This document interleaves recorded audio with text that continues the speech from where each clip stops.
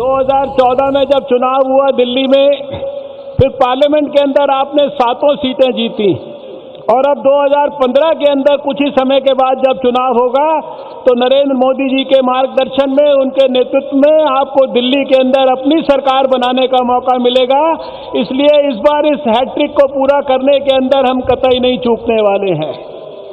दोस्तों, आप जानते हैं कि पिछले समय में दिल्ली के अंदर 15 साल एक सरकार रही। उस सरकार ने दिल्ली का हश्र क्या किया, और बाद में जब 2013 का चुनाव हुआ तो उस सरकार की पार्टी का, उस सरकार की मुखिया का क्या दिल्ली वालों ने हश्र किया वो हम सब जानते हैं। और आज 2015 के चुनाव के समय ये भी हम जानते हैं कि वही मुखिया जो है, उन्होंने पहले ही चुनाव की घोषणा होने से पहले ही उन्होंने हथियार डाल दिए हैं। एक और पार्टी आई थी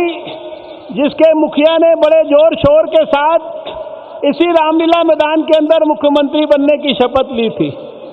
और मुख्यमंत्री भी वो तब बने थे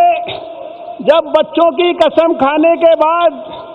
कि हम किसी पार्टी को न समर्थन देंगे, न किसी भ्रष्ट पार्टी से समर्थन लेंगे, उन्होंने इसी रामलीला मैदान के अंदर भ्रष्ट पार्टी से समर्थन लेकर दिल्ली का मुख्यमंत्री बनने का सपना साकार किया था। लेकिन 49 दिन के अंदर क्या किया, किस तरह से अपनी पार्टी को अराजकता की चरम सीमा तक पहुंचाया, ये हमारे सारे दिल्ली के लोग जानते हैं। एक समय था कि जब हम लोगों को उनके झूठ प्रकाशित करने पड़ते थे, आज तो दिल्ली की जनता हम लोगों को आकर उनके रोज झूठ बताती है, रोज उनके झूठे वादों की चर्चा करती है। दोस्तों, मैं सिर्फ आज आपसे इतना कहना चाहता हूं कि मुझे नरेंद्र मोदी जी के साथ उनकी कैबिनेट में काम करते हुए 7 महीना हुआ है। मैंने देखा है कि उनका दिल्ली के विकास के प्रति, दिल्ली के लोगों के प्रति, दिल्ली की जनता की समस्याओं के समाधान के प्रति कितना गहरा कमिटमेंट है, और अपनी सरकार के सारे मंत्रियों को उन्होंने कितनी गहराई से इस बात के लिए प्रेरित किया है कि दिल्ली के लिए, भले ही दिल्ली के अंदर कोई सरकार नहीं है, लेकिन दिल्ली को हमें अनाथ नहीं रहने देना है। जब तक चुनाव नहीं होता किसी भी प्रकार से कोई कमी हमने नहीं छोड़नी है। और इसलिए मैंने देखा पिछले 7 महीने में,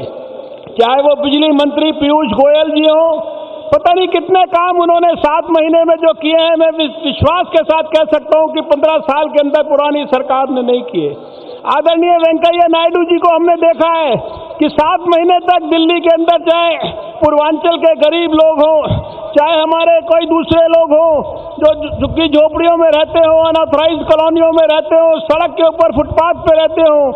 उनके लिए एक एक योजना किस प्रकार से बनाई है, उनकी कितनी गंभीरता से चिंता की है। दिल्ली के लोगों को, द्वारका के लोगों को, दूसरे लोगों को पानी देने के लिए सैकड़ों करोड़ रुपए देने की व्यवस्था किस प्रकार से की है। और अभी भी लगातार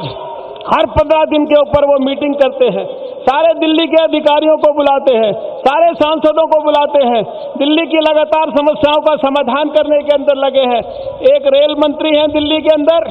दोस्तों, आधा दर्जन रेल तो मैं उनके साथ, जो दिल्ली से कोई रोहतक जा रही है, कोई भटिंडा जा रही है, कोई बिहार जा रही है, कोई बंगाल जा रही है,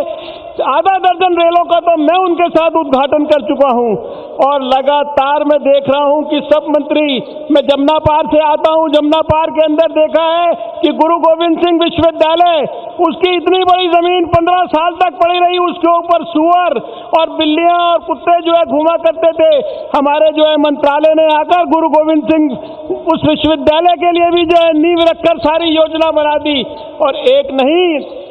हमारे होम मिनिस्टर साहब ने दिल्ली के हमारे सिख भाइयों के लिए, जिनकी बर्बर हत्या 1984 के दंगों में की गई, उनके लिए भी बड़ा हुआ मुआवजा देने के लिए योजना बनाकर उसको बंटवा दिया।